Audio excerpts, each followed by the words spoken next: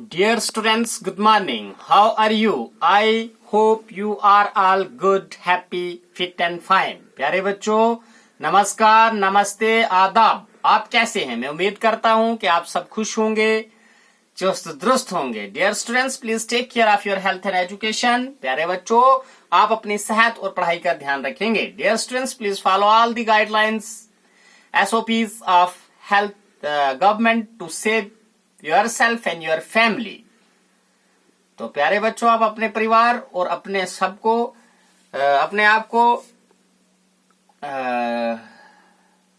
बचाने के लिए आप क्या करेंगे? आप तमाम हदायत जो है उनका पालन करेंगे फ्रॉम कोविड-19, जो ये हमारी बीमारी है, महामारी है, इससे बचने के लिए। Also pray God Almighty so that we may get rid from this bad disease। तो आप भगवान से भी प्रार्थना करेंगे, खुदा से, वाहेगुरु जो भी है, कि भाई हमें इस बीमारी से जो है वो जल्दी जल्दी छुटकारा हो जाए। Dear students, let us come to our topic of the day। प्यारे बच्चों, आओ हम आज के दिन का जो हमारा टॉपिक है उसके बारे में बात करते हैं। Today we will learn the remaining physical properties of metal and non-metals। तो आज हम जो बाकी वाली प्रॉपर्टीज हैं उनके बारे में कोशिश करेंगे सीखने की। As in previous videos, we learn the property of metals by which they can be turned into thin sheets is called malleability। तो पिछली वीडियो में हमने सीखा था कि जो मेटल्स हैं उनकी वो खासियत जिससे वो शीट्स में कन्वर्ट हो जाती हैं आफ्टर बीटिंग। जब हम उनको कुटाई करते हैं तो उस प्रॉपर्टी को हम, उस खासियत को हम मैलेबिलिटी बोलते हैं। Today we will start with another activity। तो आज की जो हमारी प्रॉपर्टी है उसको समझने के लिए हम एक एक्टिविटी से शुरू करेंगे। metals, dear students, you must have seen an electrician using a screwdriver। What kind of handle does it have and why?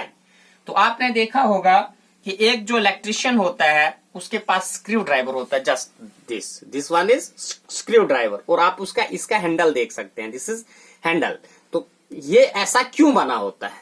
Okay, let us find out. तो इसके लिए हम क्या करते हैं, फाइंड आउट करते हैं कि ऐसा क्यों होता है। Recall how to make an electric circuit to test whether electricity can pass through an object और नॉट। तो आप ये याद करिए कि हम एक सर्किट बनाते हैं बिजली को टेस्ट करने के लिए कि भाई इस चीज में से बिजली चल रही है या नहीं चल रही। For example, you might have performed an activity with various objects. आपने बहुत सारी चीजों से एक्टिविटी की होगी। Now repeat the activity with iron nail, coal piece, sulphur and copper wire. तो हम इसको लोहे के उस कील के साथ कर सकते हैं, कॉपर वायर के साथ कर सकते हैं। तो हियर यहां मैंने सर्किट बनाया हुआ है, मैं आपको बता सकता हूं।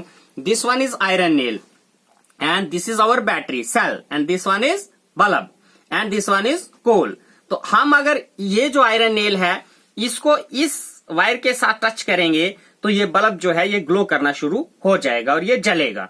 ठीक है, तो अगर अगर हम यहां प्लेस करेंगे इस कोयले को और इसको अगर हम टच करेंगे तो देन ये जो हमारा बल्ब है ये ग्लो नहीं करेगा।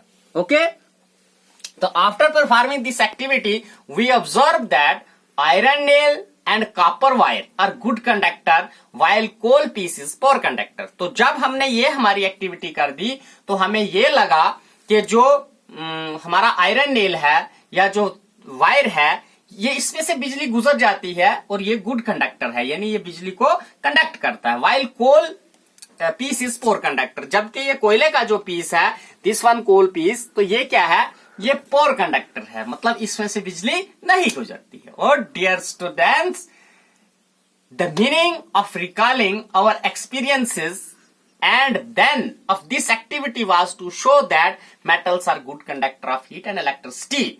इसीलिए प्यारे बच्चों, हमारा ये याद करने का, ये एक्टिविटी करने का ये मतलब था कि हम इससे ये बता सकते हैं कि मेटल्स जो है वो उसमें से बिजली गुजर जाती है और वो हीट और इलेक्ट्रिसिटी के गुड कंडक्टर्स हैं।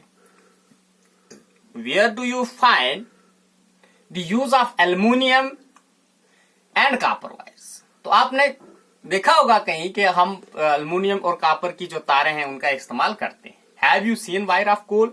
कभी आपने कोयले की तारें देखी? Definitely not. तो ये तो पक्का है कि कोयले की जो तारें हैं वो कभी नहीं बनती हैं। तो अब हम इस नतीजे पे पहुंचते हैं the property of metals by which it can be drawn into wire is called ductility. तो मेटल्स धातु की वो खासियत जिससे उनको हम क्या कर सकते हैं, तारें जिससे उनकी हम बना सकते हैं, तो उस प्रॉपर्टी को हम डक्टिलिटी कहते हैं। So dear students, please keep this in mind. आपको कोई अगर पूछता है कि tell us the properties of metal, तो आप सबसे पहले बोलेंगे मेटल्स की वो खासियत जिससे उनको हम पतली शीटों में तब्दील कर सकते हैं, उसको मेलेबिलिटी बोलते हैं। और नेक्स्ट उसकी प्रॉपर्टी ये आ गई कि metals can be drawn into wires, तो मेटल्स की हम तारें भी बना सकते हैं, and that property is known as ductility.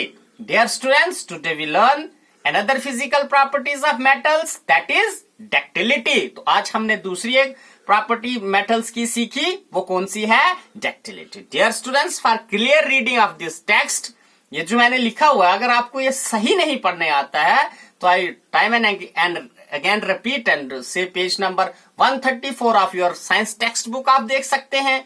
तो मैं आपको हर वीडियो में ये बताता रहता हूं कि किस पेज पे से आप इसको अच्छी तरह से पढ़ सकते हैं। तो इसका पेज नंबर 134 आप अपनी जो साइंस टेक्स्ट बुक है, provided free of cost by government to you, तो हमारी गवर्नमेंट की तरफ से आपको फ्री ऑफ कास्ट दी हुई है, आप उस पर देख सकते हैं और आप मजे मजे से पढ़ाई कर सकते हैं। ये जो मैंने एक्टिविटी यहाँ परफॉर्म करके आपको दिखाई है, शॉर्ट एक्टिविटी, ये आप अपने घर में खुद कर सकते हैं।